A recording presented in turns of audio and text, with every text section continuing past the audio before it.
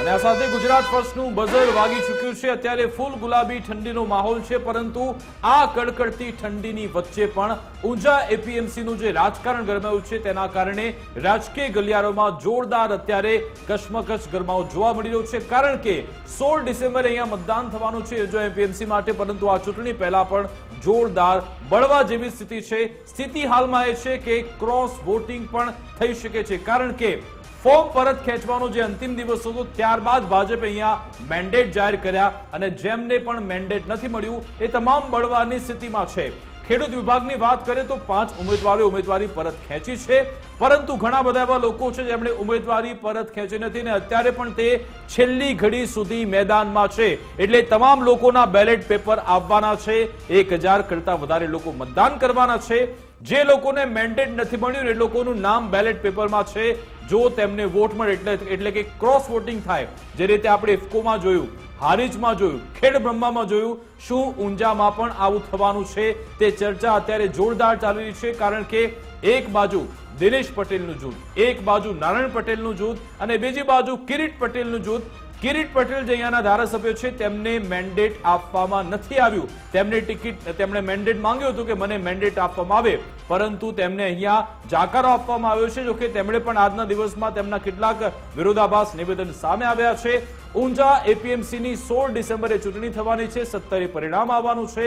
જો કે આમાં હવે કયું જૂથ આમાં વધારે હાવી થવાનું છે તેના પર નજર છે। રાધા, જ્યારથી આ ચૂંટણીની જાહેરાત થઈ એશિયાની સૌથી મોટી એપીએમસી, ત્યારથી જ આમાં જોરદાર ગરમાવો જોવા મળ્યો। 48 કલાક બાદ મતદાન છે, છતાં પણ અત્યારે કશમકશ જોરદાર છે। બિલકુલ વિકાસ, હવે જ્યારે મેન્ડેટ આપવામાં આવ્યું ત્યારથી જ આ તમામ વસ્તુ સામે આવી છે અને ક્યાંક નારાજગી પણ સામે આવી છે। સૌથી વધારે અહીંયા ટફ કોમ્પિટિશન દેખાઈ રહી છે તો એ ખેડૂત વિભાગ અને વેપારી વિભાગ, આ બંનેમાં ટફ કોમ્પિટિશન છે। વિકાસ, ખેડૂત વિભાગની વાત કરીએ 10 બેઠકોની સામે 15 જેટલા ઉમેદવારો આ વખતે મેદાને છે અને આ તરફ વેપારી વિભાગ કે જ્યાં સૌથી વધારે ટફ 4 જેટલી સીટ છે અને આ સીટ પર 16 ઉમેદવારોએ પોતાની ઉમેદવારી નોંધાવી છે।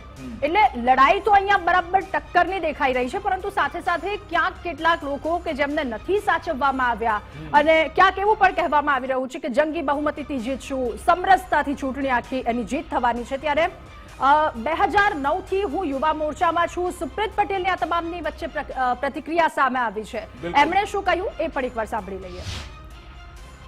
ભારતીય જનતા પાર્ટીએ જે પેનલ ઉતારી છે ખેડૂતોમાં અને વેપારીઓમાં, એ તમામ પેનલના બધા ઉમેદવારો જંગી મતથી જીતવાના છે। મારી જાણ મુજબ 4 છે, બાકીના પણ અત્યારે જેને મેન્ડેટ માગ્યું હતું ભારતીય જનતા પાર્ટી, એ બધા ભારતીય જનતા પાર્ટી સાથે જ છે અને 20 ઉમેદવાર હોય અને એમાંથી 10 જ મેન્ડેટ આપવાના હોય તો ક્યાંક કોઈને એવું લાગતું હોય કે ભાઈ મને મેન્ડેટ નથી મળ્યું, પરંતુ પાર્ટીના સાથે વર્ષોથી રહેલા હોય એટલે પાર્ટીના સાથે જ રહેવાના અને પોતપોતાની રીતે સમર્થન જાહેર કરી દેશે। હવે એવું છે કે લોકસભાના ફોરમ ઉપર માનનીય નરેન્દ્રભાઈ મોદીએ 2023માં એક બાઇટ પણ તમારી જોડે છે, ના હોય તો હું શેર કરી દઈશ। મોદી સાહેબે કીધું હતું કે વંશવાદ કોને કહેવો, એક જ પાર્ટી એક જ પરિવાર ચલાવતો હોય, બધા નિર્ણય એક જ પાર્ટી એક જ પરિવારના લોકો લેતા હોય, એને વંશવાદ કહે છે। જ્યારે કોઈ પણ એક જ પરિવારમાંથી 9 જણા જો કેપેબલ હોય અને એમને લોકોનો સાથ સહકાર હોય તો એને કોઈ દિવસ ભારતીય જનતા પાર્ટીએ પાર્ટીવાદ કહ્યો નથી।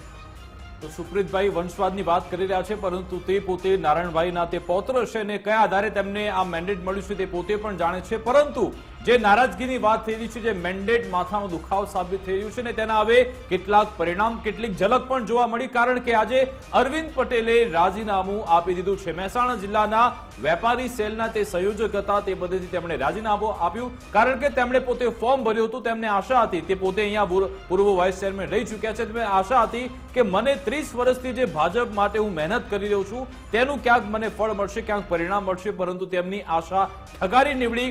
ન માત્ર તેમણે રાજીનામું આપ્યું, પરંતુ ત્યાં સુધી કહ્યું કે અહીંયાના ધારાસભ્ય હોય કે પછી દિનેશભાઈ હોય કે નારાયણભાઈ હોય, તેમણે ફક્ત પોતાની ચિંતા કરી છે, કોઈ કાર્યકરની ચિંતા નથી કરી।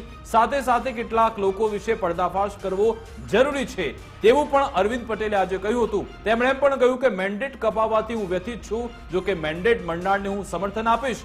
જો જોવાનું રહેશે કે 16 ડિસેમ્બરે કોને સમર્થન મળે છે, પરંતુ આજે કઈ રીતે અરવિંદ પટેલે બળાપો વ્યક્ત કર્યો તે પણ સાંભળ્યું। અત્યારે એપીએમસી ઊંઝાની ઇલેક્શન ચાલી રહી છે.